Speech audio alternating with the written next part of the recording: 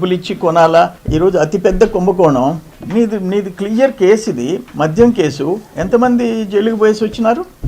ఎంతమంది జైళ్ళల్లో ఉన్నారు? ఇప్పటికీ ప్రూవ్డ్ కేసు. దేశ విదేశాల్లో లిక్కర్ మనీ డిస్ట్రిబ్యూట్ చేసుకున్నావు, క్యాష్ని ఇతర దేశాలకు పంపించి నువ్వు ఇండియన్ కరెన్సీ కింద ఎట్ట మార్పు. అక్కడ ఆఫ్టర్ ఆల్ 200 కోట్లకి ఢిల్లీలో ఒక ముఖ్యమంత్రి, ఒక ఉప ముఖ్యమంత్రి, మిగతా ఆంధ్ర, కర్ణాటక, తెలంగాణ వాళ్ళందరూ జైలుకి పోయినారు. నువ్వు దాదాపు 3,500 crores ఎంతమంది పోవాలా? ఎంత సంవత్సరాలు జైల్లో ఉండాలా? అందుకని అసలు స్కిల్ డెవలప్మెంట్ 2,30,000 మందికి శిక్షణ ఇవ్వటం తప్ప, 40 సెంటర్లు పెట్టడం తప్ప, అసలు ఆ కంపెనీ మీకు స్పాన్సర్ చేసింది డిజైన్ టెక్ కానీ సిమెన్స్ కానీ. సిమెన్స్ మిగతా రాష్ట్రాల్లో కంటే తక్కువ మన చేత ఖర్చు పెట్టించింది, అది తప్ప.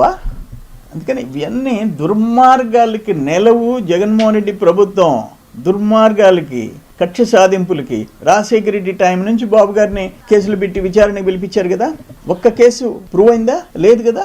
కానీ ఇవన్నీ భగవంతుడు ఉన్నాడు, డెఫినెట్గా అనుభవిస్తారు. అంటే గవర్నమెంట్ ఒత్తిడి తలకి మొత్తం కూడా అధికారులు చేస్తున్నారని చెప్పి జగన్మోహన్ రెడ్డి చెప్పేదానికి నేను అడిగే క్వశ్చన్స్కి సమాధానం చెప్పమానండి. నేను అడిగే క్వశ్చన్స్కి సిమెన్స్ లంచాలు ఇచ్చి దేశంలో ఇతర దేశాల్లో స్కిల్ డెవలప్మెంట్ స్పాన్సర్ చేస్తుందా? సిమెన్స్ చెప్పమానండి. స్కిల్ అప్పుడు డిజైన్ టెక్ ఇతర రాష్ట్రాల్లో కూడా చేసింది, దానికంటే తక్కువ రేటుకి మనకు చేసింది. అది తప్పు చేసిందా అని అడుగుతున్నా నేను.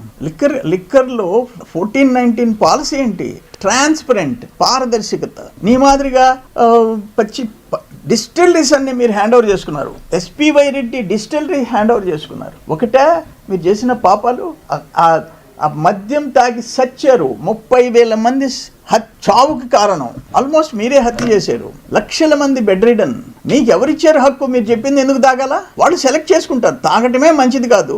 ఇటువంటి పాపాలు మీరు చేశారు, అనుభవిస్తున్నారు. పాపాలు చేసేవి అనుభవిస్తున్నారు.